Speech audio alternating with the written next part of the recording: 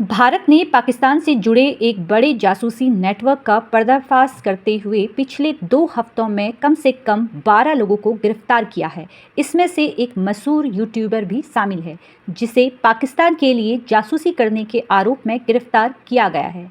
ये गिरफ्तारी जम्मू कश्मीर के पहलगाम हमले और भारतीय सेना के ऑपरेशन सिंधु के बाद की सुरक्षा चिंताओं के बीच की गई है। चलिए जानते हैं कि आखिर पाकिस्तान की जासूसी कर रहे लोगों पर लगातार जो शिकंजा कसा जा रहा है, वहाँ पर हमारा कानून क्या कहता है और कानूनी नियम क्या है।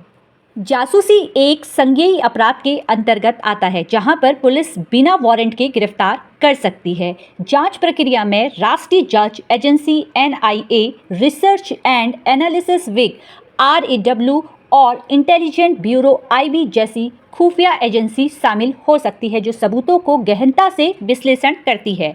ऐसे मामले प्रायः फास्ट कोर्ट में चलाए जाते हैं ताकि शीघ्रता से न्याय सुनिश्चित हो सके। यदि आरोपी को दोषी ठहराया जाता है तो वो हाई कोर्ट या सुप्रीम कोर्ट में अपील दायर कर सकता है, जिसकी प्रक्रिया में औसतन 20 महीने का समय लग सकता है।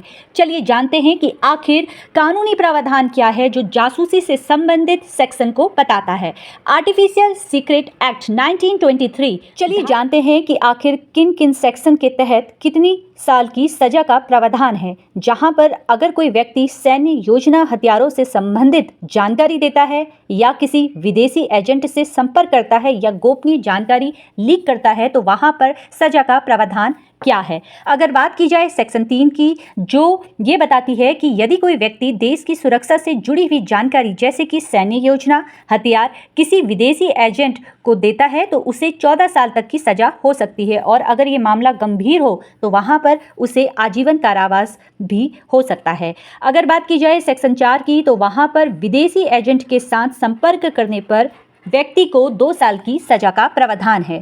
सेक्शन 5 जो ये कहता है कि गोपनीय जानकारी लीक करके दुश्मनों को दी जाती है तो वहां पर इस सजा में उसे 3 साल तक की सजा हो सकती है। अगर बात की जाए सेक्शन 10 की, तो वहां पर कुछ मामलों में कम गंभीर जासूसी गतिविधि के लिए 3 साल तक की सजा का प्रावधान है, साथ में जुर्माना भी हो सकता है।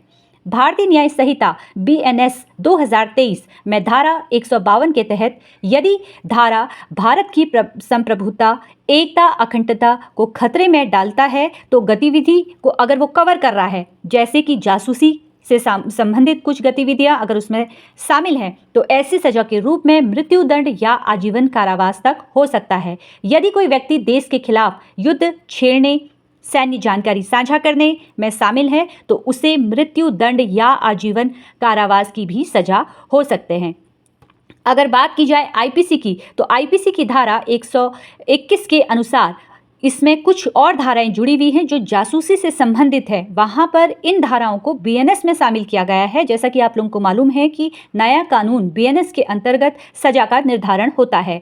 सजा का निर्धारण देखने के लिए ये देखा जाता है कि अपराध की गंभीरता कैसी है। यदि जासूसी से देश की सुरक्षा को खतरा उत्पन्न हो रहा है तो वहां पर सजा कठोर होगी, और ऐसी अवस्था में कोर्ट में आपको सबूत पेश करने होंगे, जैसे कि कोई कॉल रिकॉर्ड है, कोई फोटोग्राफ है, कोई वित्तीय लेन देन है, तो वो सजा को प्रभावित कर सकता है। यहाँ पर सबसे महत्वपूर्ण बात यह है कि इरादा क्या है। यदि जासूसी जानबूझकर की गई है तो वहाँ पर उस व्यक्ति को सजा कठोर होगी, और ऐसे व्यक्ति को सख्त से सख्त सजा का प्रावधान होना भी चाहिए।